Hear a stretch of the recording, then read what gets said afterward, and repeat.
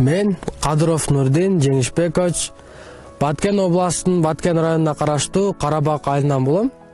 2002 жылы 15 февралда Карабак айылында жарык дүйнөгө келгем. Үй бүлөдө 5 бир тууганбыз, 3 уул, 2 кыз. Азыркы учурда Карабак айылындагы Ботон Арматов атындагы орто мектебинде 11 класста окуп жатам. Мен медреседе да 15 жашымда 9 ай окууга жетишкем. Эртең менен медреседе окуп, мектепке 2-сменага келип окуп жүрдүм. Ал жерден диний билим, адеп ахлак жана тарбия багытында окугам. Медреседен алган билимди азыркы мектепке келгенден кийин сабакта отуруп, айкалыштырып, мугалим айткан маалымат менен шарияттагы диндеги нерселерди салыштырып, бир жыйынтыкка келе албай, аябай кыйналчумун. Кээде мугалим менен диний жана мектептеги билимди салыштырып, талашып кетчүмүн. Маалыматты кайдан кантип алууну таба албай жүргөм.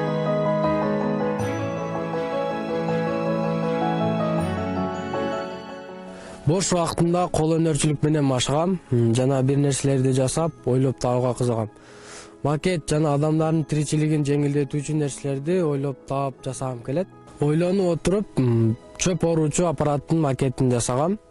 Ал бензинсиз жана электр тогусуз эле иштөөгө жөндөмү бар. Андан сырткары шахмат доскасын, фигуралары менен архитектуралык көпүрөлөрдү, стол, стул жана башка ушул сыяктуу нерселердин макеттерин жасадым.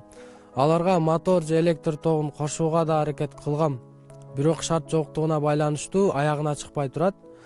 Макет жасап жатып, колумду кесип же оорутуп алсам, мындай нерсенин кимге кереги бар деп таштап коюп ойлор келип кетчү. Кээде жалкоолугум кармап, айлана чөйрөдөгү адамдарга карап, эчтеке жасабай окугум да келбей калчу. Мурда максатсыз же максат коюуну билбей, адамдар менен тез эле чыдашып кетчүмүн. Бирөөнүн оюн толук укпай, кеңеш сурап кайрылганда аларга туура келбесе да, өз оюмду эле айтып койчумун. Дайыма меники туура болуп, же мен күнөөлүү эмесмин. Дайыма айланамдагыларды күнөөлөй берчүмүн. Акчанын баркына жетпей, дос балдарым бир буюм сатып алса эле, мен дагы сатып алышым керек деген атаандаштык бар болчу. Максат жок болгондуктан көп уктап, убактымды текке кетирип жүрүптүрмүн. Келечек тууралуу убактысы келгенде ойлоном да деп жүргөм. Айылдагы тиричиликке аралашып эле жүрө берипмин. Алгач жаштан долбооруна кошулганда, долбоорду бир иш-чара катары эле катышып койсом болду да деп ойлогом. Башкача айтканда, буга чейинки иш-чараларга окшоп өтөт кетет деп ойлогом. Мугалимибиз Ошко тренингке барасыңар дегенде ишенбей түшүнүгүм деле жок болгон. Барсам ойноп келем да деп ойлогом. Убакыт өткөн сайын көп иш-чараларга, тренингтерге катышып, долбоордун иш-чараларына катышып, мен өзүмдү таптым десем болот. Мен күткөн, мага керек болгон нерселерди үйрөндүм. Мурда карасам угума түшө албай жүргөн экем. Азыр өзүмдү өнүктүрүү максатында, алекин бош убактымда китеп окуп, англис тил курсуна катталып, тил өздөштүрүп жаткан учурум.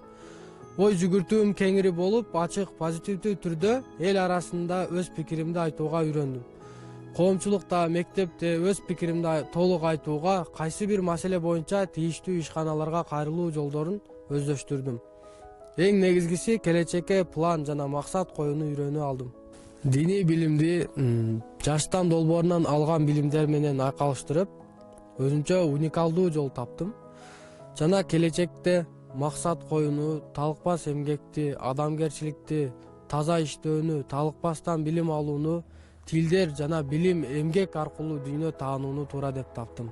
Окууну аяктаган соң жогорку окуу жайга тапшырып, архитектура жаатында окуп, келечекте Кыргызстанды көркөм жана кооз өлкөлөрдүн катарына кошкум келет.